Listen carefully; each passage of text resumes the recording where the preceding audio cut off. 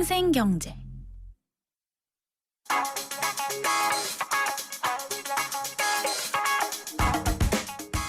안녕하세요. 멜로디 경제 대중음악 평론가 이대화입니다. 영화 그레이의 50가지 그림자가 전 세계적으로 큰 흥행 돌풍을 일으키고 있죠. 전 세계 56개국의 박스 오피스 1위를 기록했습니다. 이 영화의 OST인 엘리 굴딩의 Love Me Like You Do 역시 큰 사랑을 받고 있습니다. 이 노래는 영화 개봉 전에 미리 공개가 되어서 현재까지 영국에서 3주째 1위 자리를 지키고 있습니다. 기록도 세웠는데요. 무려 한 주에만 258만 건의 스트리밍을 기록해서 영국에서 한 주 동안 가장 많이 스트리밍된 곡으로 기록됐습니다. 이 기록은 얼마 전까지는 마크 론슨의 업타운 펑크가 가지고 있었는데 몇 개월도 되지 않아서 금방 역전됐네요. 엘리 굴딩은 영국의 신스팝 아티스트입니다. 한국에선 별다른 인지도가 아직 없지만 영국에선 이미 큰 인기를 끌고 있는데요. 이번 Love Me Like You Do 덕분에 한국에서의 그 주가는 더 높아질 것 같습니다. 음악은 바로 그 곡, 그레이의 50가지 그림자의 주제곡인 Love Me Like You Do 듣겠습니다.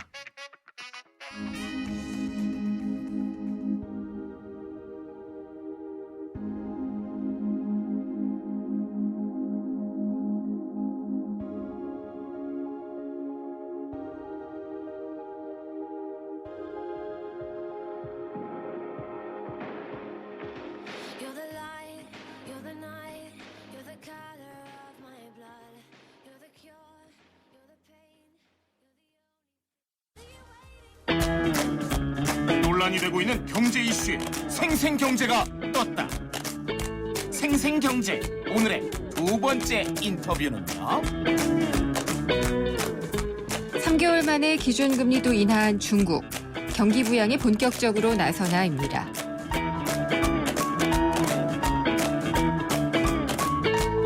생생경제 3부 함께하고 계십니다.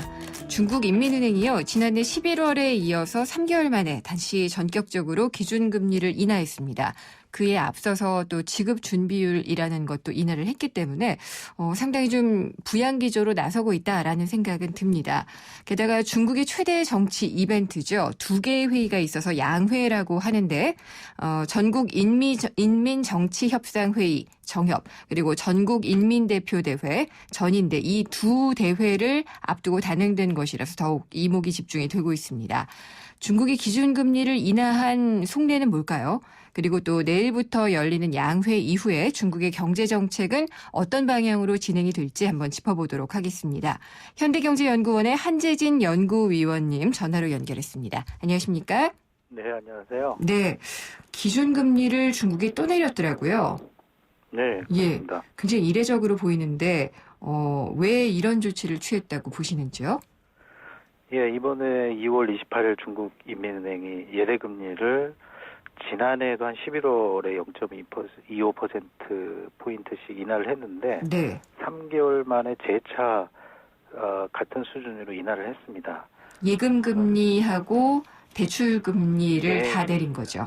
예, 예. 말씀하신 대로 지준율도 올해 2월에 0.5%포인트 정도 하향 조정을 했고요. 예. 결과적으로는 금융통화 완화 정책을 지속 단행하고 있습니다.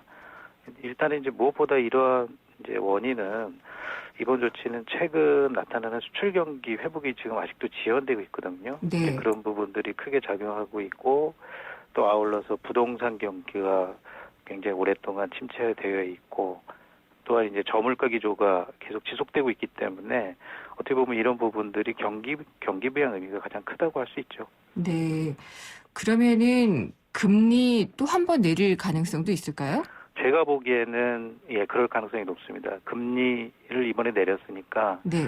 어쩌면 이제 지준율을 조금 더 내릴 수도 있죠. 그게 예. 이제 시장에서 어느 정도 효과가 나타난다면 시간을 조금 그래도 이제 관망을 하겠지만 그 효과가 사실은 맨 처음에 작년에 내린 게 효과가 크지 않다고 판단한 것 같습니다. 네. 그래서 만약 그렇게 된다고 말씀하신 대로 재차 인하할 가능성도 없지는 않습니다.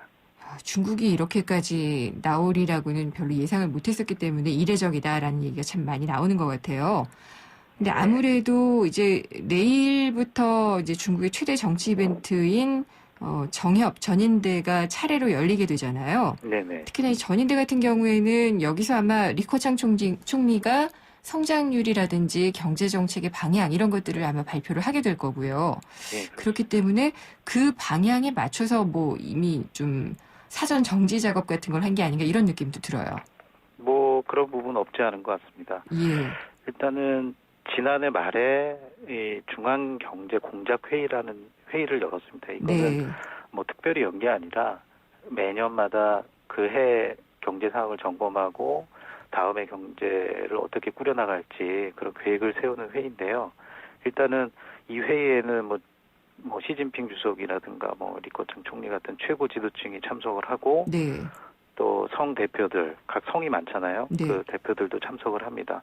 그래서 작년에 나왔던 얘기들이 말씀하신 대로 중국 경제 구조 변화와 리스크에 대한 정보입니다. 결과적으로 그런 부분들이 잘 된 부분도 있지만 아직은 좀 지연되고 있다라고 판단한 것 같습니다. 네. 그래서 올해 양회도 이런 결과를 반영해서 향후에 이제 최근에 중국이 뉴노멀 시대로 진입하고 있다고 판단하고 있는데 그런 부분에서 정책의 어떤 경제 방향을 설정할 것으로 보이고요. 네. 양회에서는 이걸 조금 더 자세하게 그러니까 정책이 굉장히 많은데 그 안에서 좀 구체적으로 정책 전략을 공개할 가능성이 높습니다. 네. 지금 방금 뉴 노멀이라고 말씀을 하셨는데 이제 저물가 저성장의 시대를 그렇죠. 중국도 공식적으로 인정을 했잖아요. 그렇죠. 작년에 인정을 했고 그러면은 아마 전인대에서 이 리커창 총리가 정부 공작 보고가 있잖아요. 예. 이때 보통 이제 올해 중국 경제는 몇 % 성장할 것이다 라는 전망도 나오고 그걸 위한 정책들도 나올 텐데 성장률 목표를 뭐 어느 정도 제시할 것이다라는 기사들이 굉장히 혼란스럽게 나오고 있더라고요. 연구위원님 정도로 제시할 걸로 보고 계신가요? 뭐 제가 보기에는 일단은 뭐 양회에서 일반적으로 지금 말씀하신 대로 성장 목표치를 결정을 합니다. 그리고 네.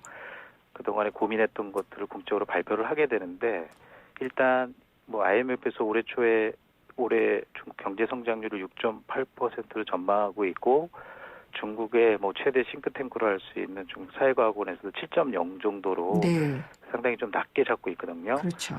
게다가 작년에 중국 경제 성장률이 예상보다 원래는 목표가 7.5%였는데 결과적으로는 7.4%에 머물렀잖아요. 네. 근데 이런 부분을 반영할 때 제 생각에는 올해에도 7.5%를 유지하기는 좀 힘들지 않을까라는 생각을 하고요. 7%대로는 예상을 할까요? 7.0 정도로 이제 대부분 전문가들이 보고 있고 네. 저도 그렇게 보고 있습니다. 이게 한 번에 1.0 이하로 떨어진 적은 거의 없거든요. 대개 이제 0.5 정도로 내리는데 이게 이례적으로 7.3 이렇게 하지는 않아왔기 때문에 네. 제가 보기에는 7.0 정도로 예상하지 않을까 생각합니다. 예. 보통 이 중국 정부에서 들으면 화낼지도 모르겠지만 사실 중국 정부가 제시하는 어떤 경제 지표나 성장률 같은 것도 믿을 수 없다라고 보는 쪽도 상당히 많이 있잖아요. 네. 그래서 7%로 제시하더라도 네. 과연 이게 진짜 7%겠느냐라는 의구심도 있는 것 같아요. 뭐 제가 보기에는 그걸 이제 시각 차이인데 네. 저도 이제 그런 부분이 없진 않은 있습니다. 근데 예. 다만 중국의 이제 성장 패턴을 보면은 과거에는 이제 수준이나 투자 쪽에 많이 그런 어떤 중점을 뒀다면 최근에 네. 이제 소비 쪽으로 이동하고 있거든요. 예. 그래서 만약에 뭐 진짜 성장률을 높이려고 마음만 먹으면 뭐 중서부 지역이나 이런 쪽에 투자를 높이면 되는 건 그 정책 위반자들도 다 알고는 있는데 네. 그렇게 되면 2008년 금융위기 터지고서 막대한 지방 그 양적 완화했잖아요. 예. 이런 부분들이 사실은 지금 과잉 투자로 인해서 문제점들이 많이 발생을 하고 있어요. 실질적으로. 이제 그런 부분들을 감안한다면 7.0도 대단한 거다. 지금으로 봐서 많이 낮춰 잡은 거고 그 정도로 이제 구조개혁에 포커싱을 두고 있다라고 해석할 수 있습니다. 네. 그리고 이 시진핑 국가주석도 이제 집권 3년 차가 되더라고요. 네네. 근데 집권하면서부터 구조개혁, 반부패 이런 것들을 엄청나게 추진을 해왔잖아요. 네. 그게 경제 성장을 조금 좀먹는 게 아니냐라는 우려도 했는데 이런 고삐를 늦추지는 않겠죠? 일단은 뭐 반부패 정책이 뭐 단기적으로는 사실은 뭐 이렇게 그 사치품 같은 경우 뭐 네. 술이라든가 그동안 이제 중국 정부의 이제 공무원들이 약간 떡값 같은 네. 그런 형태로 했던 그런 부분들이 좀 소비 증가율이 떨어지긴 했습니다. 그 이제 뭐 작년만 그런 게 아니라 재작년에도 그런 정책을 계속 해왔기 때문에 그런 부분들이 나타나고 있는데 사실 소비 전반적으로 본다면은 제가 보기에는 소비 성장은 좀 이루어진 것 같아요. 네. 가령 뭐 이 GDP 대비 수출은 지금 많이 내려가고 있는데 최종 소비를 기준으로 민간 소비는 낮지만 최종 소비로 본다면 2013년에 한 51.4%로 늘어났거든요. GDP 예. 대비로 한다면. 근데 이런 부분에서는 어느 정도 소비 중심으로 가는 게 아니냐 생각할 수 있고 중정부가 그런 반부패 정책과 함께 경제 쪽으로는 산업 구조도 고도화하려는 어떤 그런 드라이브를 걸고 있는데 네. 실질적으로 제조 부가가치도 많이 증가하고 있는 것 같아요. 그다음에 산업 재편이 서비스업 중심으로 이제 바뀌고 있다라는 거 네. 이런 부분은 상당히 좀 중요한 부분이라고 생각하고요. 특히 이제 과잉 생산 분야 업종이 이제 많이 우려를 했는데 네. 사실 지금 업황도 무시할 수는 없지만 그래도 그런 어떤 성과들이 좀 나타나고 있는 것 같아요. 생산이 그렇군요. 좀 감소하고 있고 예. 뭐 이런 부분이 나타나고 있습니다. 그러면은 중국이 원하는 게 바로 그거였잖아요. 수출보다는 내수 중심으로 가고 그렇죠. 산업 네. 구조를 좀 더 고도화하겠다라고 했는데 그 점에 있어서는 좀 잘 가고 있다고 보시는 거네요. 제가 보기에는 네. 소비 중심으로 가는 거나 산업 재편 같은 경우는 어느 정도 성과를 네. 이루는 것 같고요. 다만 우리가 우려하는 이제 뭐 그림자 금융 같은 금융 리스크라든가 지방 부채, 지방발 예. 뭐 위기 뭐 이런 것들은 사실 올해 가장 이제 내일 양해가 열리긴 하지만 중국 정부 측에서 굉장히 고민이 많을 것 같아요. 왜냐하면은 그렇겠죠. 부동산 경기가 다시 쪽에 이렇게 연결돼 있기 때문에 예. 부동산 경기가 이제 살아나지 못하면은 물론 제가 말씀드린 건 건전하게 살아나지 못하면은 그런 부분들이 결국 경기를 계속 위축시킬 수밖에 없는 거고 그리고 그림자 금융에 대한 규제가 결국은 다시 진짜 화살로 돌아올 가능성이 굉장히 높거든요. 예. 예. 결국 그런 게 또 지방 부채도 더 늘릴 수밖에 없는 약간 악순환적인 어떤 경제 구조가 있기 때문에 네. 이런 부분들이 가장 골칫거리로 남아있다고 볼 수는 있습니다. 건전하게 부동산 경기를 살려야 된다. 여기에 좀 많은 의미가 담겨 있다는 생각이 드는데 예. 이 부동산이 경착륙하게 되면 중국 경제 정말 엉망이 될 수가 있잖아요. 그래서 네네. 그 경착륙 가능성이 여기저기서 제기된 이후에는 꾸준하게 이 부양 기조가 확인이 되고 있고 사실은 금리 인하도 그 일환이라고 볼 수가 있잖아요. 그렇죠.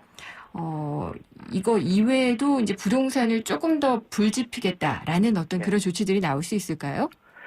일단은 부동산 정책은 제가 알기로는 네. 뭐 2011년부터 굉장히 이렇게 중요시하고 있습니다. 이제 네. 그 전에도 중요시는 했지만 갑자기 과열 현상이 많이 있었기 때문에 뭐 우리나라랑 비슷한 것 같아요. 주택 구매 시 뭐 현금 보유라든가 네. 이런 것들 좀 규제하고 이래 왔었거든요. 근데 사실상 최근에 좀 안 좋아지면서 우리처럼 생애 첫 주택 구매자 지원, 뭐 금리 우대한다, 뭐 이런 것들도 작년에 내놓았고, 뭐 그동안에 구매 제한을 많이 했거든요. 예. 물론 2011년부터 나타난 거지만 한 46개 도시를 과열된 지역을 구매 제한했는데 사실 작년 9월 정도에 그중에 41개나 규제를 완화했어요. 예, 그러니까 거의 다 이제 풀었네요. 예. 그렇죠. 거의 다 풀었고 주택 공조권 같은 거 우리 뭐 청약저축 같이 주택 공조권 같은 규제도 완화했거든요. 그러니까 결국 이런 조치를 계속 하고는 있는데 이게 잘 안 되니까 사실은 금리 인하의 예. 카드를 좀 쓴 것 같습니다. 제가 보기에는.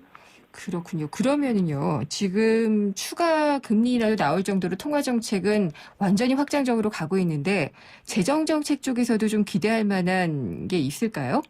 그렇습니다. 지금 중요한 말씀인데 저도 지금 가장 오래 우려되는 게 지방재정 악화거든요. 네. 그러니까 뭐 2013년 보면은 지방정부가 5조 위안의 적자가 있었고 또 중앙은 그래도 양호합니다. 네. 중앙은 어떤 채권을 발행할 수 있는 그 권한이 있었는데 그동안 지방정부는 그런 게 제한돼 있었거든요.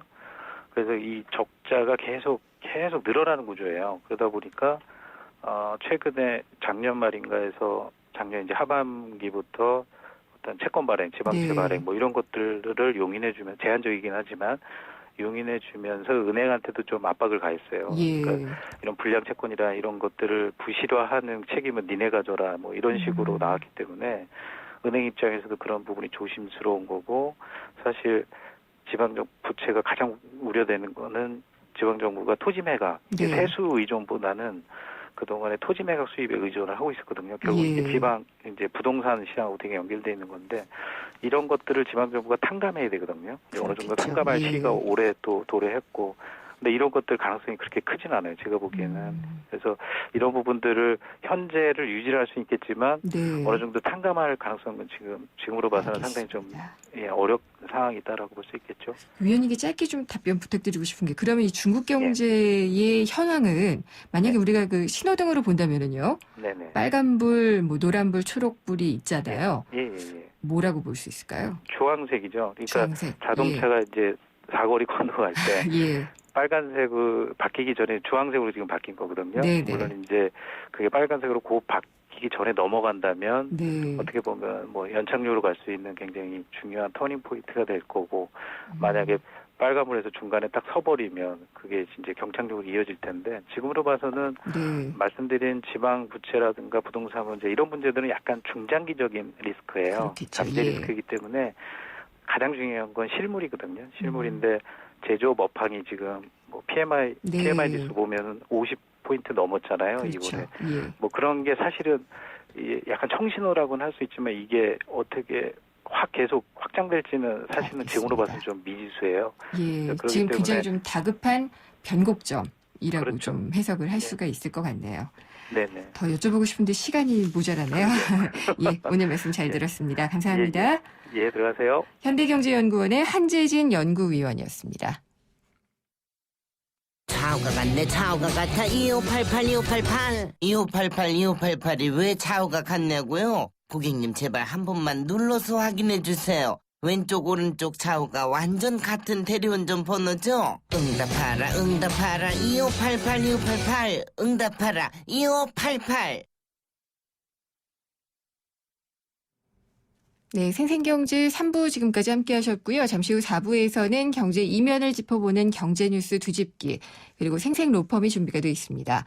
경제뉴스 뒤집기 시간에는요, 최근에 사모펀드 시장이 엄청나게 성장을 하고 있는데 이유는 무엇이고 또 지금 현상은 어떻게 벌어지고 있는지 한번 보겠고요.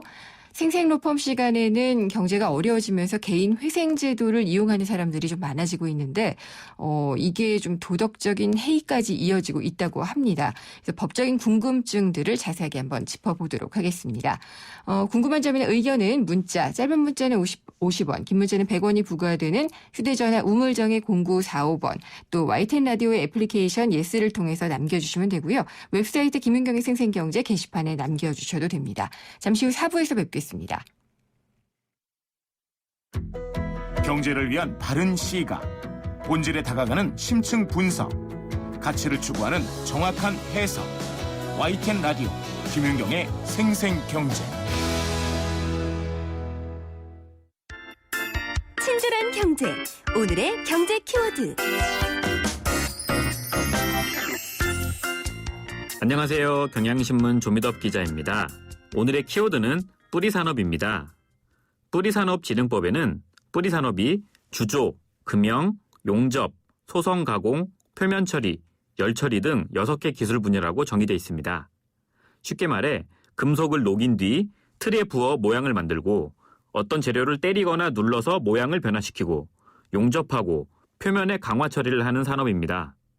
휴대전화부터 자동차까지 어떤 제품과 완제품을 만들더라도 기본적으로 필요한 기술이죠. 나무 뿌리처럼 모든 제조업의 근간이 된다고 해서 뿌리산업이라고 합니다. 뿌리산업 기술이 발달하면 그 효과가 전체 제조업에 미칠 수 있어 선진국 간 경쟁이 치열하죠. 한국 정부는 2011년 뿌리산업진흥법을 만들어서 해당 기업에 연구개발 비용을 주고 대학의 관련 학과 개설을 지원하고 있습니다.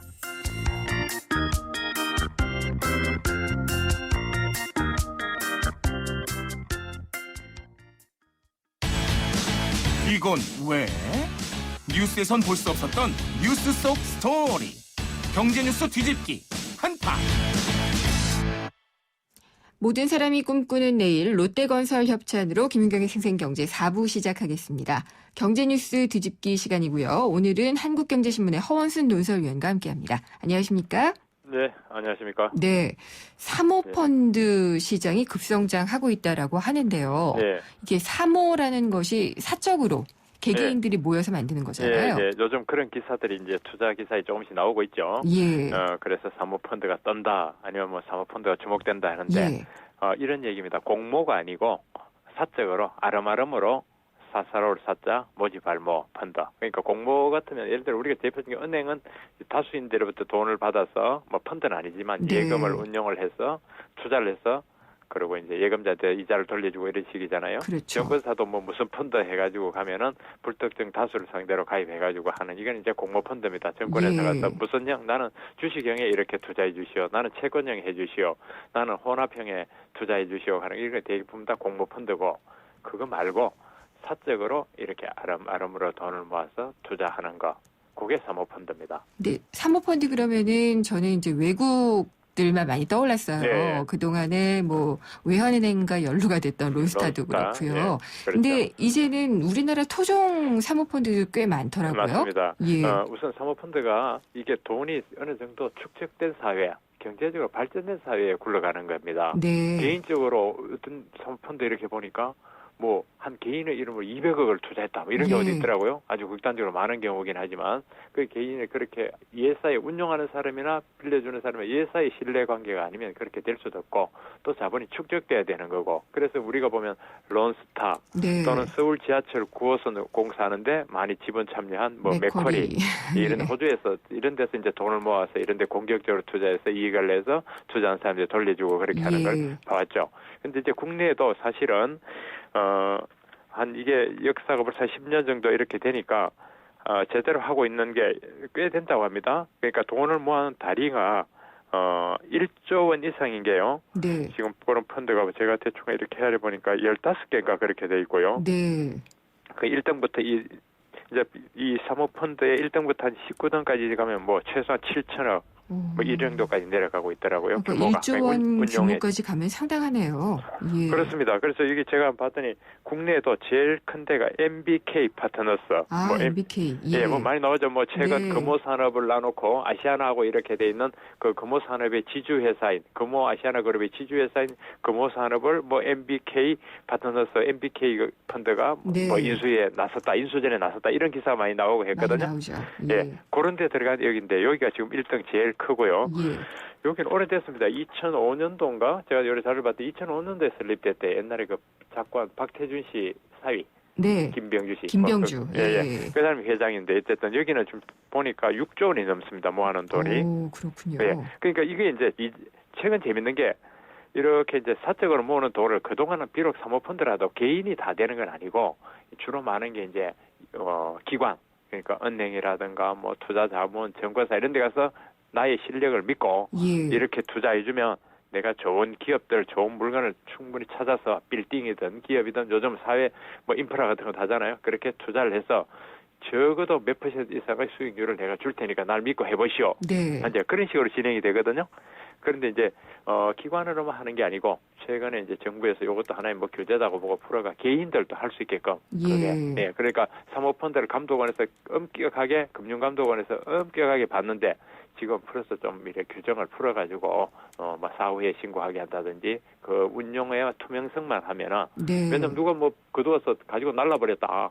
튀어버렸다 이래 되면 곤란하잖아요. 그러니까 투자자 보호만 제대로 된다면 그렇습니다. 예. 그 신탁된 자산만 안정되게 보호되고 격리돼서 투자자 보호만 된다면 자꾸 풀어주는 쪽으로 가는 게 네. 뭐 우리뿐만 아니라 전 세계가 다 그런 식으로 가니까요. 그래서 우리도 그런 쪽으로 가고 또 그런 정책적 기류에 맞춰서 그렇게 돈을 모아서 투자해서 하는 제 자본시장의 총화들이거든요. 하는 네. 사람들이 아주 그 엘리트들이 이렇게 투자를 하는데 가령 이런 것도 있습니다.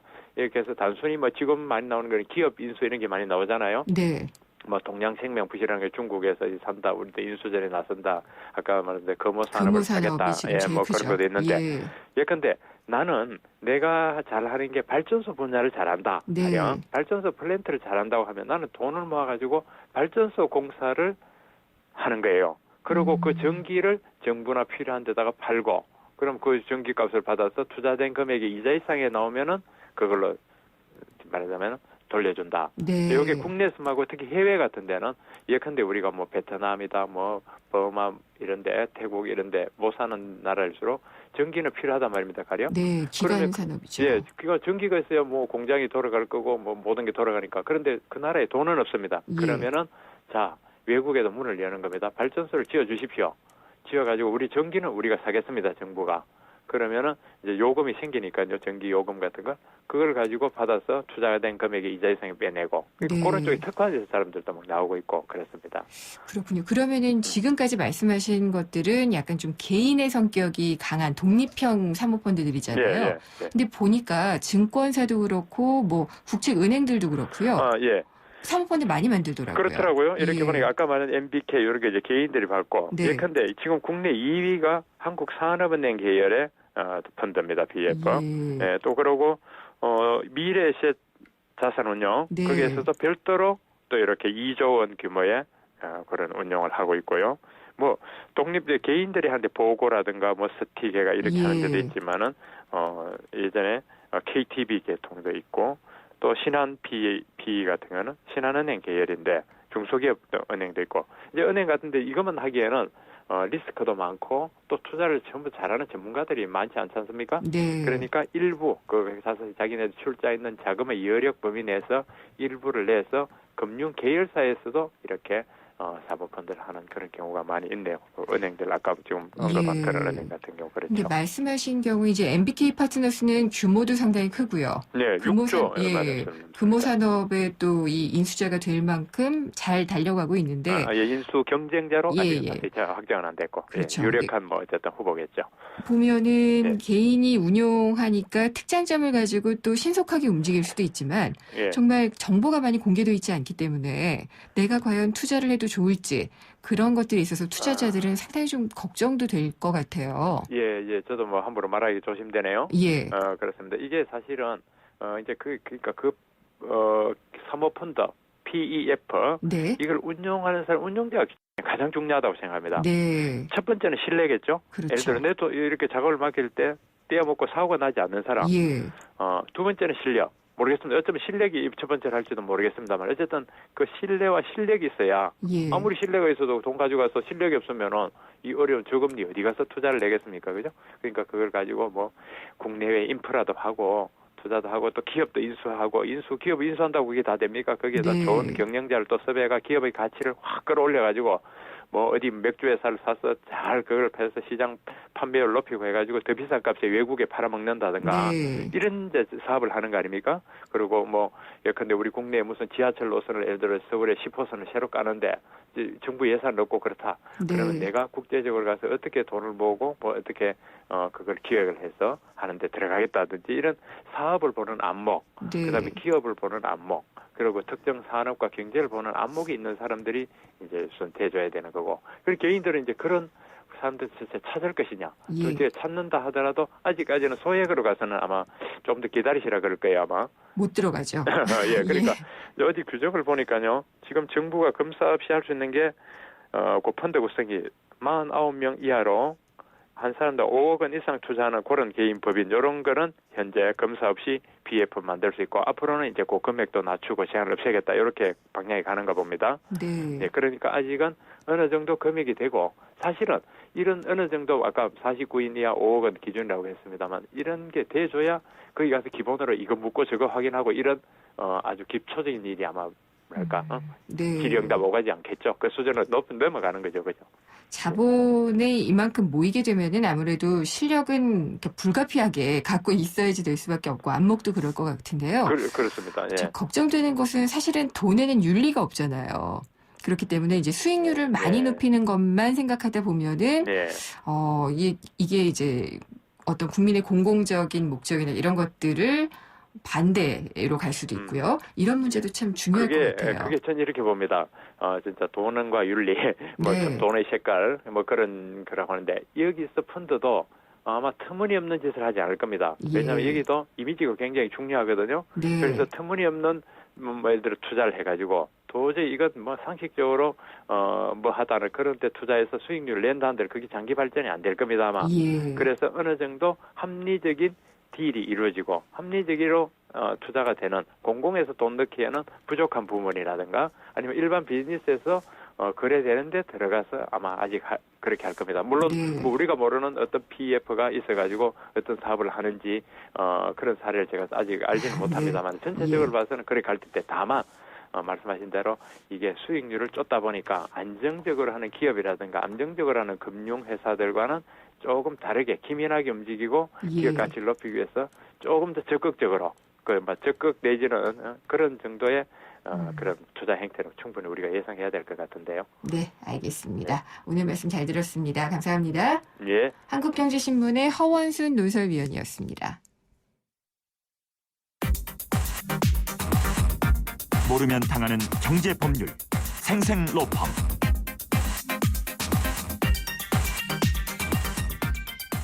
네, 생생로펌 시간입니다.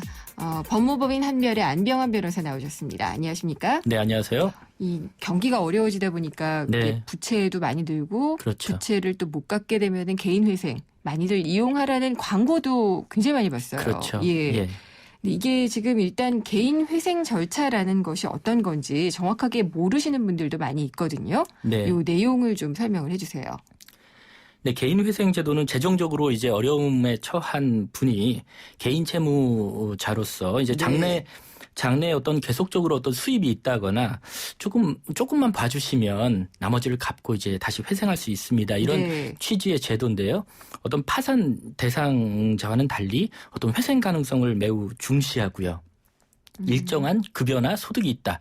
이런 점을 중심으로 해서 이제 법원이 관리 감독을 하는 어떤 채무 조정 절차를 의미하죠. 보통 이게 연예인들도 많이 신청했던 게 이게 맞나요? 개인회생? 네, 맞습니다. 네. 예. 그러면은 이 정도만 탕감을 해주면은 내가 차후에 이렇게 갚아나가겠다라고 신청을 하면은 그걸 법원이 받아들여 주거나 안 받아들여 주거나 그 둘 중에 하나군요. 그렇죠. 예. 일단은 원금을 다 갚을 수는 없는데 네. 일정한 급여가 있고 변제 계획안을 짜는 겁니다. 그런데 이 계획안이 너무 미진하다고 하면 이제 고쳐야 될 것이고요. 적절하다고 하면 법원이 인가를 해주죠. 이 개인회생 절차가 언제부터 나와서 시행이 되고 있는 거죠? 네, 2004년부터니까 꽤 오랜 시간이 흘렀죠. 네. 그동안에 어떤 처리 실적도 충분하고요. 경험도 이제 충분하게 이제 있는 상태입니다. 현재 보면은 개인회생 제도를 통해서 구제를 받을 수 있는 채무는요. 총 채무액이 이제 무담보 채무의 경우에는 5억 원, 그리고 담보가 있는 담보부 채무인 경우에는 10억 원 이하인 어떤 개인 채무자에 대해서 허용이 되고 있고요. 장래에 어떤 계속적으로 또 반복해서 일정한 수입을 얻을 가능성이 있는 상태일 것을 반드시 요구합니다. 무의미한 사람에게까지 채권자들에게 손해를 가하면서 허용할 수는 없거든요. 그렇겠죠. 네. 그러면은 보통 이제 5억 원이면은 무담보 채권이라고 하면 채무라고 하면은 신용대출은 5억 원. 이제 뭐 주택 같은 것들이 담보가 되어 있는 경우에는 10억 원까지 해서 앞으로 이제 직업을 통해서 수입을 얻을 수 있는 사람에 대해서 약간의 면제를 해주고 변제를 하게 해주는 거군요. 네, 그렇습니다. 네. 그러면 이게 신청할 수 있는 대상은 직업을 갖고 있어야지만 가능한 건가요? 네, 일단은 개인 회생 절차를 이용할 수 있는 채무자는요. 일정한 수입이 반드시 있어야 되고요. 결국 어떤 급여를 받는 급여 소득자라거나 어떤 사업체를 조그맣게 운영하던 뭐 어떤 영업 소득자, 그러니까 일정한 소득이 있어야만 합니다. 그리고 현재 과다한 채무로 인해서 지급 불능의 상태에 빠져 있거나 또는 앞으로 곧 지급 불능의 상태가 발생할 염려가 크다. 이런 개인만 신청할 수가 있죠. 근데 참고로 개인 회생 절차는요. 기존의 다른 어떤 채무 조정 제도가 많죠. 어떤 게 있죠? 뭐 은행들을 위시한 뭐 어떤 배드뱅크 제도라든지요. 아니면 다른 어떤 채무 조정 절차가 많은데요. 이미 이런 채무 조정 절차를 거쳐서 이용하고 있는 채무자일지라도요. 법원을 통해서 다시 개인 회생을 아무런 제한 없이 신청하실 수가 있고요. 또 재산이 전혀 없습니다. 지금 가진 재산으로는 완전히 채무를 갚지도 못하고 일정한 소득도 없습니다. 이런 파산 절차를 진행하시는 분들도 직장을 얻었고 이제 월 소득이 어느 정도 생겼고 이 부분을 허락만 해주신다면 일정 부분을 갚고 나머지는 생활비에 쓰고 이렇게 허락을 해주십시오. 이런 취지로 개인 회생 절차를 다시 진행할 수가 있죠. 그렇군요. 그러니까 파산 절차에 들어가 있다고 하더라도 이제 변제할 수 있는 능력이 생기면은 이런 개인 회생으로 또 돌아갈 수도 있군요. 다시 신청할 수도 있는데 근데 이게 법원이 아주 엄격하게 감독을 노력을 해야 될 것 같아요. 물론 이제 정책적인 입장에서 법원이 이 부분을 심사를 해주고 있기도 하지만 엄연히 따지면 법의 규정에 따라서 이 부분을 인가해야 되는지 말아야 되는지, 특히나 채권자 입장에서는 빌려준 돈을 원금의 일정 부분밖에 못 받는 그러니까요. 것이거든요. 이 채무자 입장에서는 잘못 이것을 이용하면 도덕적 해이에 빠질 수 있겠죠. 대개의 채권자는 다 거의 금융사겠죠? 네, 그렇습니다. 하지만 뭐 금융사가 대부분이지만요. 이제 뭐 금융사에 국한되는 것은 아니고요. 또 금융사가 이게 악성 채권이라고 해서 또 채권을 다른 곳에 파는, 추심업체에 파는 그런 뭐 어떤 채권 양수인이나 이런 분들이 많죠. 그렇군요. 근데 이제 개인 회생 절차를 진행을 하고 싶어도 이게 어떻게 신청을 해야지 되는지 신청서 작성부터 좀 난감해하시는 분들도 좀 있거든요. 네. 이게 어떻게 해야지 되는 건가요? 네, 일단 개인 회생을 신청하시고자 하는 분이라면 개인 회생 절차 개시 신청서라는 그 서류를 작성을 해서 어디 가서 얻을 수 있어요? 일단 본인 주소지를 관할하는 법원의 본원입니다. 그러니까 예를 들면 본원이기 때문에 부천 쪽에 주소를 갖고 계신 분들은 원래는 인천지방법원 부천지원이 관할 법원인데 본원에 해당하기 때문에 인천지방법원 그쪽으로 바로 가셔야 됩니다. 그렇군요. 그리고 서울의 경우에는요, 이제 동서남부 이렇게 법원이 따로 있거든요. 근데 서울의 경우에는 서울중앙지방법원을 그 관할로 합니다. 서초동에 있죠. 거기에다 접수를 해야 되고요. 신청서에는 기본적으로 이제 채무자 성명, 주민등록번호, 주소, 그리고 왜 개인 회생 절차를 신청하게 되었는지 그 취지와 이유를 잘 적어 두셔야 됩니다. 보통 신청 서식은요, 이제 법원에도 마련이 돼 있고요. 인터넷이나 대법원 사이트에 들어가도 쉽게 이제 서식을 구하실 수가 있고요. 어떻게 기재하는지 이해도 법원에 가시면 비치가 돼 있습니다. 이것을 참고하시면은 좋을 것 같고요. 그리고 채무자의 어떤 재산이나 채무, 그리고 채무자에게 연락 가능한 직장 전화번호, 휴대전화번호 이런 것들을 이제 반드시 기재하도록 정하고 있습니다. 만약에 조금 혼자 하시기 어렵다라고 하시면 각종 무료 법률 상담소나 어떤 법률구조공단을 통해서도 일정 부분은 도움을 받으실 수가 있으니까요. 두려워 마시고 그런 곳을 용감하게 찾아가십시오. 근데 심지어는요, 저는 지하철에서 이렇게 나왔더니 역 앞에서 천막 같은 걸 치고 이런 걸 해주신다고 앉아 계시는 분도 봤거든요. 네, 그러니까 그 개인 회생이나 어떤 파산이나 이런 신청을 전문적으로 하시는 어떤 업체죠. 외부에서 하는 부분은 이 광고의 방법이 적절한지 아니면 또 어떻게 보면 돈이 없는 분들인데 이분에게 서비스를 제공하면서 일정한 비용을 받는 건 당연하지만 어떤 경쟁이 치열해지면서 무자격자 분들이 일부 하시는 어떤 변호사법 위반이라든지 이런 부분도 상당히 좀 유의해야 될 부분입니다. 그렇군요. 그래서 지금 설명을 해주실 사건의 경우 보면은 법원이 개인회생 신청을 한 것에 대해서 기각 결정을 한 사례인데 이게 아마 이제 정말 자신이 빚을 갚을 수 있는데도 불구하고 안 갚고 싶은 도덕적인 해이 때문에 기각을 한 경우 같아요. 그렇습니다. 이걸 그리고 많이들 조장을 한다고 들었거든요. 네, 그렇습니다. 이 사건의 경우를 보면요. 상당한 퇴직금을 이미 받았습니다. 그러면 돈을 갚을 여력이 충분히 있었던 경우죠. 근데 이 퇴직금을 받아서 이것을 임의로 다 처분을 해버리고 난 다음에 채무에 시달리고 있습니다. 이런 이유를 들어서 전체 채무액의 22%만을 5년간 갚겠다라고 계획을 짜서 법원에 신청한 사건이었죠. 법원은요, 이 사건의 경우에는 도덕적 해이가 너무 극심하다라는 취지로 기각을 한 사례였고, 어떤 개인회생 신청만 하면 무조건 다 넘어갈 수 있다. 이것이 아니다라는 취지에서 한번 골라봤습니다. 그렇군요. 어떤 내용이었는지 좀 구체적으로 알려주시죠. 네, 채무자는 30여 년간 근무했던 직장이 있었습니다.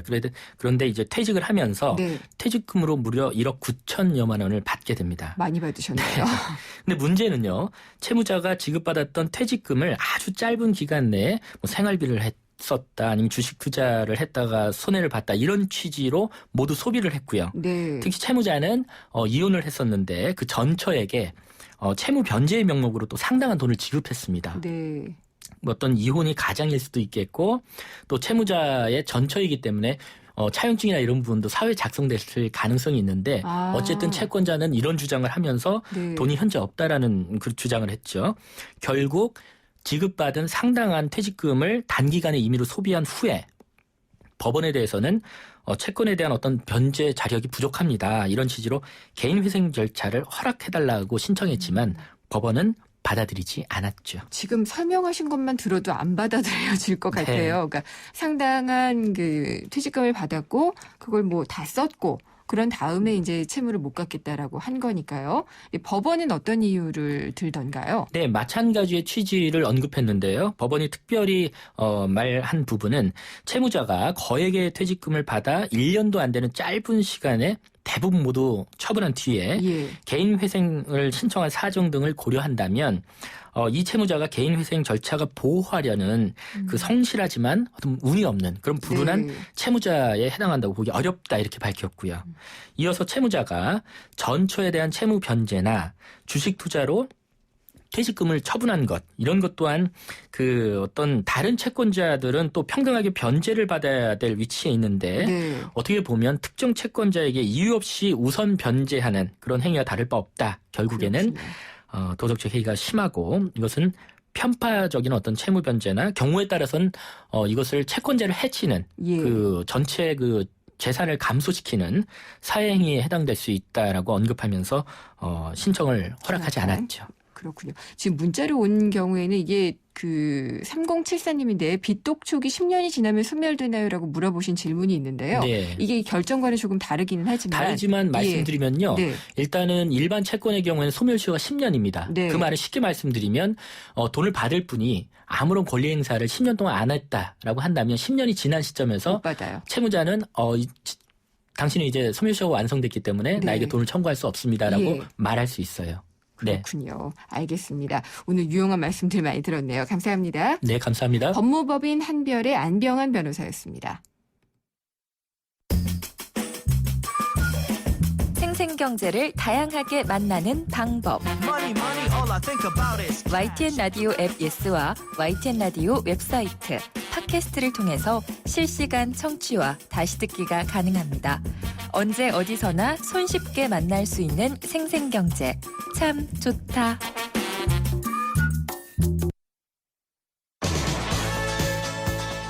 네, 김은경의 생생경제 오늘 준비한 수선 여기까지입니다.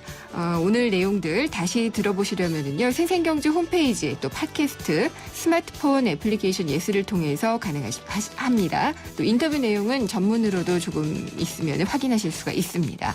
또 저희 SNS 계정이 있는데요. 트위터 주소는 YTN_이코노미고요. 페이스북 페이지는 YTN 라디오 이코노미입니다. 이쪽을 통해서 확인해 주셔도 됩니다. 내일 찾아뵙겠습니다. 김은경이었습니다.